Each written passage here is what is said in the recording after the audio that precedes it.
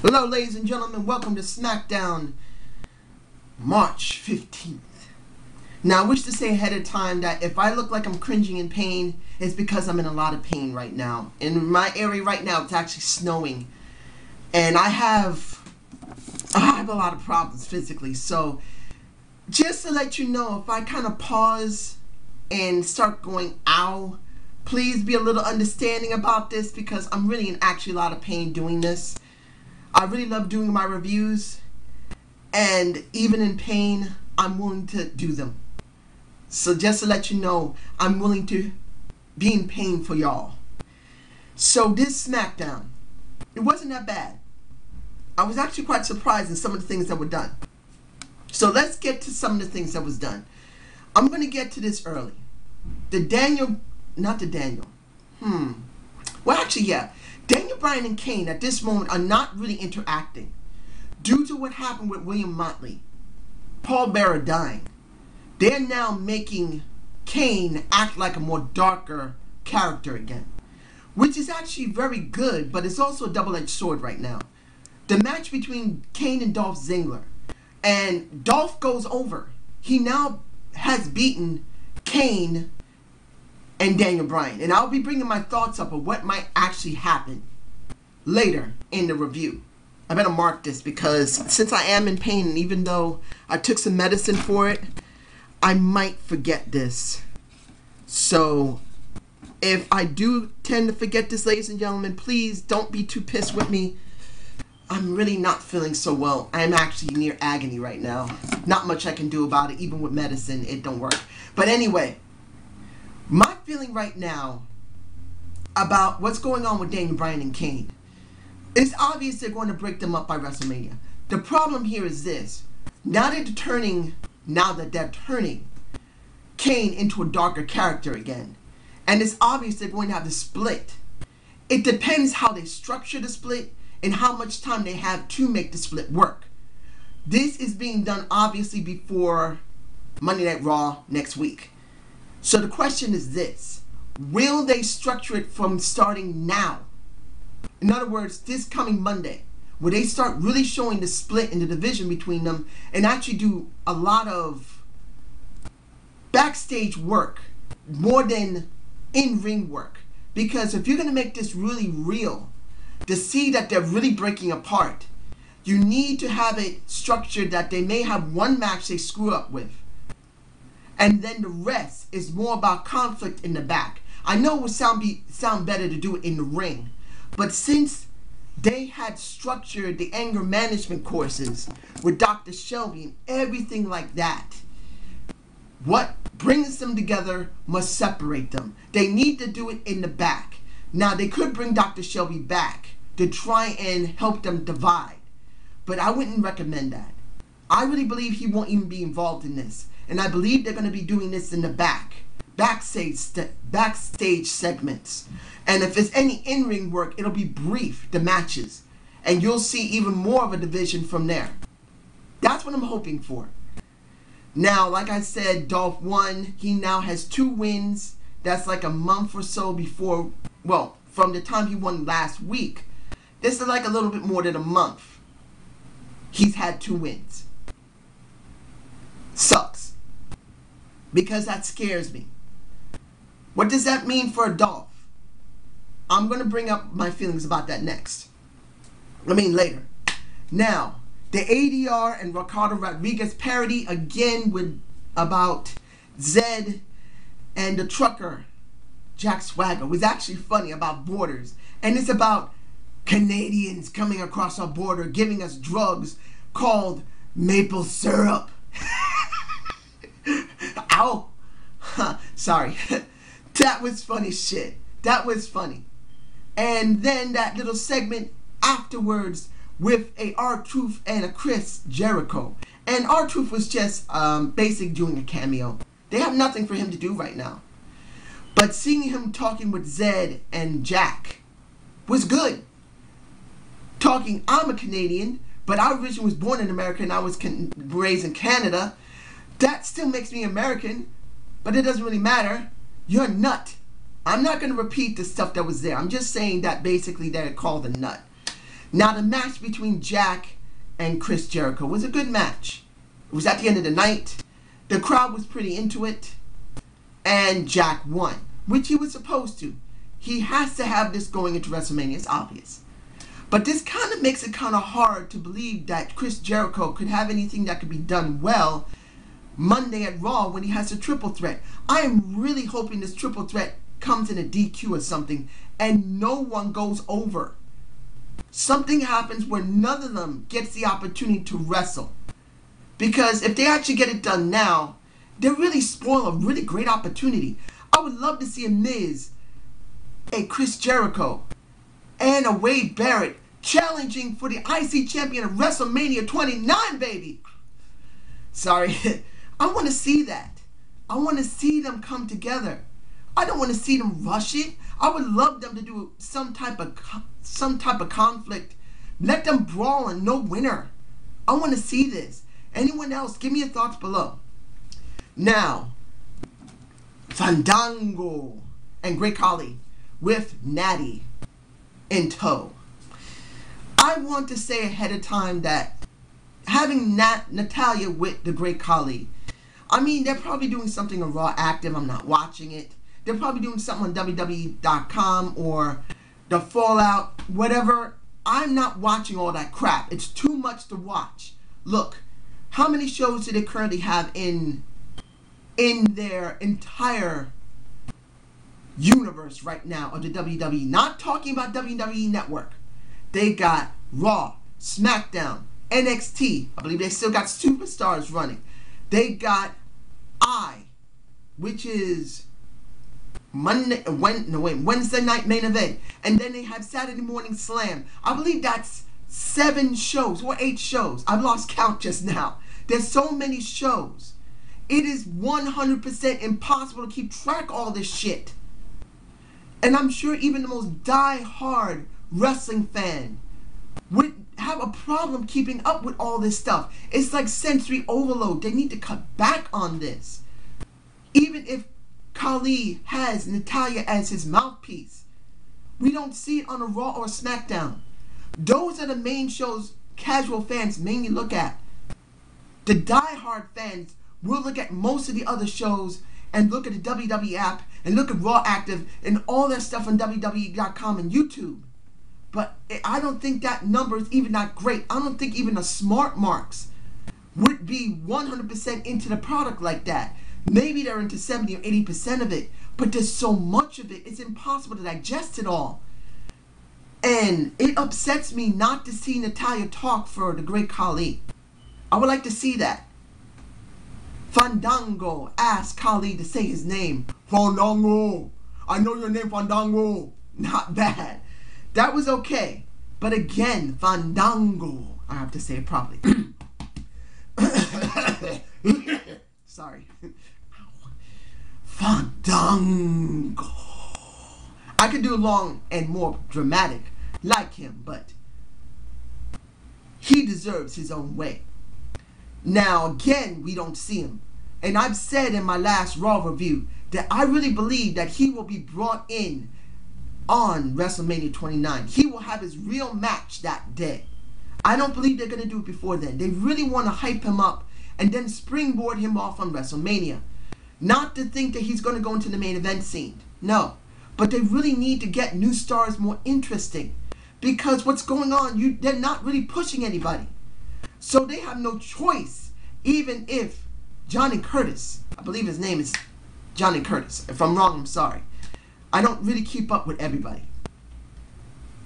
I can say that they really need to do something. So they're trying it at WrestleMania, which I really appreciate. Bring them in at a WrestleMania. Give them a month. At least 2 or 3 or 4 to build him up, to make him interesting. The people are booing him now because they're getting angry. That's great. That means it's working. So I'm cool with it. Now, what I said about bringing in new stars. We already know the Bellas are back. Now, someone told me earlier in one of my other reviews that the Bellas have come back because they care more about the business than most of the divas. Because most of the divas are left. Now, I heard the rumors about that. And some forums and some pages, that they really feel angry about it. But the way he described it, he really said pretty much they were pissed beyond fuck. And the Bellas really loved the business enough to come back. Now, I've said, why should we have the Bellas back? Now, the problem for me with the Bellas, and I don't have a problem with their dedication to the business. Really, I don't. If you really love the business and come back, I don't have a problem with that. But the problem I have with the Bellas is that they never tried to improve their craft. Now, I know that they can't really give all that they're capable of because they're really limited by what they're allowed to do. But you could still do it in different ways. And I just never felt like the Bellas were really showing what their true potential could be, even if it's limited. Now, this brings me into the Divas tag team match. That is basically a repeat. This only is to show a much more bigger division between Kaitlyn and Layla. Tamina and Oksana is just there as an afterthought. Again, more of a division is shown because Layla does a blind tag on Kaitlyn and gets the win. And Kaitlyn gets pissed by that.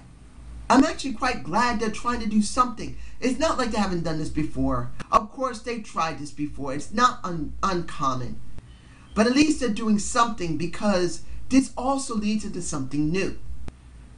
Because as this is going on, we got the beautiful Funkadactyls and my love, my all, the woman that I wish that I did know in real life, Trinity McCoy, Naomi Knight.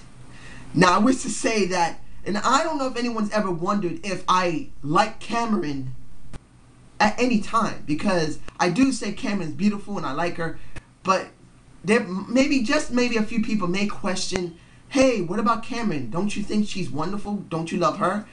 Actuality, I loved her in the beginning. When they first came out with Brodus Clay, Cameron was the one I was attracted to at first. A beautiful, small, gorgeous black woman like her. But what changed my mind, and it's what I'm going to be mentioning at the end, and I'm going to mark this as well, because it's something that might be brought up, is that the scene with Naomi that I'll express later really won me over. Now, saying that, seeing the Funkadactyls having a conflict with the Bellas because the Bellas called them hoochie mamas. Nobody calls my Naomi a hoochie mama. Unless she wants me to smack her on her butt and just say, call me that, honey. If she does say, call me a hoochie mama in bed, honey, I will call her a hoochie mama until I bleed out of my eyes and ears, just to make her happy. But to see this conflict between these four women is actually a good thing. We need this. This is fresh blood. Yes, it's with two former WWE divas who just came back, with two women that really, you wonder if they can actually go. We know one can in Naomi. But see it in this perspective. At least it's something. We've had almost no interest in the divas for how many months? Almost 9 months to a year. And what did we get before? Only thing we had was the AJ segments. Everything else was left on the back burner. Even the Eve Torres bit. That could have been something of a monster, where she could have been the one that ran Raw instead of Vicky Guerrero. Because she could have gone through SmackDown, then go to Raw, and then gone from there, and nothing was ever done of it. This is at least something. I'm not saying it's a great thing, but it's something that could still be built interestingly well. So let's move on to Brad Maddox. Now, I wish to say that Brad again was on the show. He might be doing this while JBL is still hiking on a mountain. I believe he's stuck on one of the 7 mountains. I think this is his 6 out of his 7 mountains he's been climbing for children. I've said this at least a couple of times before. I actually respect what he's doing. A man that's willing to take a risk and risk his life for children by hiking up a mountain to raise money is actually respected in my book. Having Brad Maddox there as a replacement is actually quite nice. The Josh Matthews and Brad Maddox interaction I like more than most. If anyone likes the Brad Maddox and Josh Matthews interaction, I don't like that much between a Michael Cole and Brad Maddox. I've heard Michael Cole so much. I feel like he got shoved down my throat so much, I can't taste anything but his socks. I don't hate him 100%. He's still being told what to say. But I've heard him too much. I want some fresh blood. So having a Brad Maddox and a Josh Matthews is not that bad. So, moving on to, I'm going to say it now, the Hall of Pain induction of, I might actually say, Ryback inducted into the Hall of Pain in my title. I'm actually thinking of it. Oof, makes me good. This made me happy.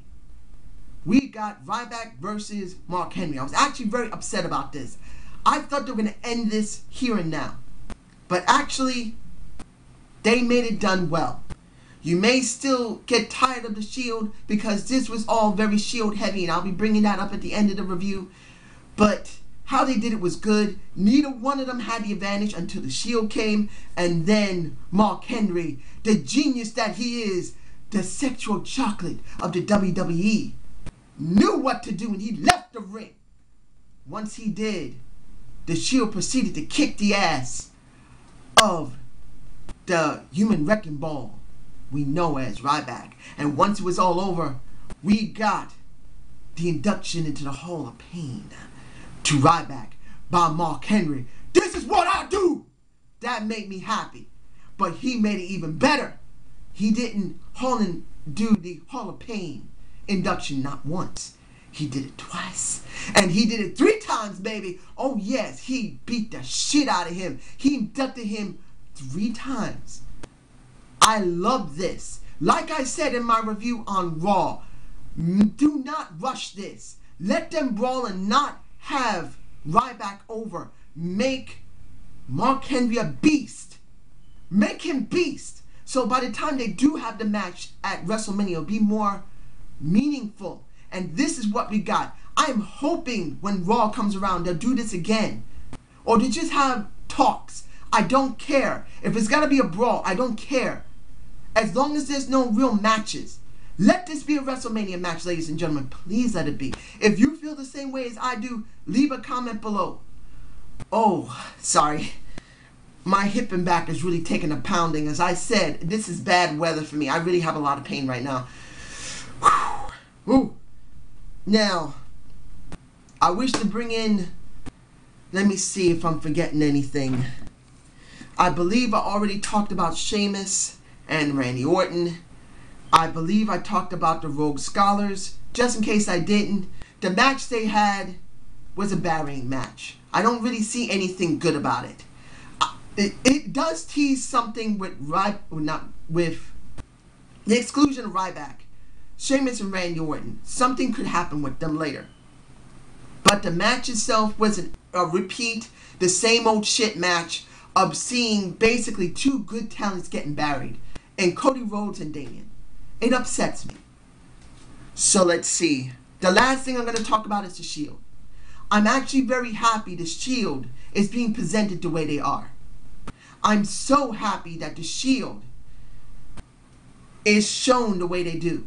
Particularly when it came to the Sheamus and Randy Orton. And they were shown in the Titantron. Dean Ambrose, Roman Reigns, Seth Rollins. We are the Shield and we're going to take everything we want. And it is true, they have taken everything they wanted. But it doesn't feel like they've done enough because they don't have a title yet. They won't be a possible credible faction until they win a belt. Even if it's the undercard belt of the US Championship, a belt must be sorry ladies and gentlemen, must be brought into the fold of the Shield. If it's not done, the Shield is not a possible faction here. Now, how do I rate this show? I'm actually going to say a B. It wasn't a spectacular show, but it was a surprising one. There's a lot that was done, and I was quite surprised about it. Now, the things that I said earlier that I'm going to bring up right now. One, I'm going to bring up about Teddy Long and Booker T, my thoughts. And it's just going to be brief. And I don't think it's actually happening. But I have this strange feeling that I don't think this has happened, but it could happen. The division between Teddy Long and Booker T, I have this strange feeling that there's a third party involved in this. Really. I don't know who that is. But I have a feeling that Teddy Long may turn heel still. I have said this before, that Teddy should turn heel to give us more interest on SmackDown. And the division they're continuing to tease, where Booker T overrides Teddy every single time when he shows initiative, makes me think Teddy's about to turn heel. Maybe by WrestleMania. And maybe he may be a part of somebody. Maybe he may be helping, maybe a Mark Henry. But I have a feeling he may be a part of the Shield. I know not to be the leader, but maybe to be the spokesman. It would be surprising if he did. I could still be wrong. Leave me a comment if you think that could even be viable. But I do believe the best thing right now is for Teddy to turn heel and for him to do something with someone. Now, Biggie Langston with Dolph Ziggler. Now, I said earlier there might be something going on with Dolph. No, actually, that was a video before that didn't work out. The match between Kane and Dolph Ziggler, once it was over, Biggie Langston destroys Kane. I have a feeling that what's going to happen with a Dolph Ziggler is that maybe he may cash in his Money in the Bank, but it's not going to work. I don't think he will get a championship, but I do believe he might get the tag team championship. So I believe a Biggie Langston and Dolph Ziggler tag team might be formed. Just like what's going on with Randy Orton and Sheamus, where they also should be a possible tag team. I wouldn't mind seeing a Randy Orton and Sheamus tag team and getting the belts, because we got two world champions that got nothing to do. Let them have something to do. But I wouldn't be surprised if you had a Biggie Langston, Dolph Ziggler tag team. Now, they probably won't win the tag team titles. I doubt it. But maybe they may team them up to do something together. And that would be shameful, because we really need a Dolph Ziggler change. If he really needs to change to a face, I want to see him change to a face. If he's going to be a heel, you must structure him better than the way he has been now. He's only had 2 wins right now in the last 2 weeks. Are they going to start letting him have a winning streak up to WrestleMania? Seriously, should have been done months before. It would have been more meaningful. Now, the last thing I'm going to talk about is Naomi. As I said earlier, out of the 4 women, the Bella Twins and Cameron, Naomi is the best person right now that could go for the Divas Championship. Now, I said earlier that I did care about Cameron. In fact, I was very attracted to Cameron when she first came out with Naomi. But as I said a while ago on one of my reviews, that when Naomi faced Vicky Guerrero, because Cameron got kicked out of the ring because of her, something inside me, when I saw her stand up to Vicky, just told me there was something about her that was special. And I was right. Anybody can see it. Fandango talked about Naomi, saying, I want to hear my name said across Naomi's lips. Several weeks ago, we had a Wednesday night main event with the same girls that was in our tag team of Tamina and Oksana going against the Funkadactyls. And you could just see it, that the crowd there was screaming for Naomi when she came in the ring and when she performed. It is obvious, and I've said this more than a few times, that Naomi is a main eventer for the Divas. It's obvious that it's a good chance that right now the reason they're structuring her with the Bellas along with Cameron is to begin to raise her up and let her begin to have some type of traction in Divas division, because they have no life in it. She may actually be maybe subtly being pushed and teased. I have a feeling when they have that match between the Bellas and the Funkadactyls, you're going to see Naomi rise again to the top, and you're going to see her win again, and people are going to cheer for her. And then the brass in the back is going to realize we do have a monster on our hands, and it's time to start structuring this beautiful black woman to become our Divas champion. Now, I said before, this is a B show. Give me your thoughts below if you think that I came up with a good idea about this. Now, I hope you enjoyed the Zane View. Subscribe and comment to my channel. I'm still working on my Divas division rebuilding. like I said before, I'm having a problem trying to do it because of how the Divas have been treated so badly. So I'm still trying to decide if I really want to do it or not. It kind of makes me feel kind of antsy to actually do something that I know that a lot of Divas feel so angry about, that if they were actually offered, if I was there to offer them this opportunity, they probably wouldn't take it because they've been fucked over by the WWE so badly. That upsets me. So it's still a debate if I really want to do it or not. So if you believe I should do a building of the Divas division, leave me a comment as well below. Now you have a good night and take care.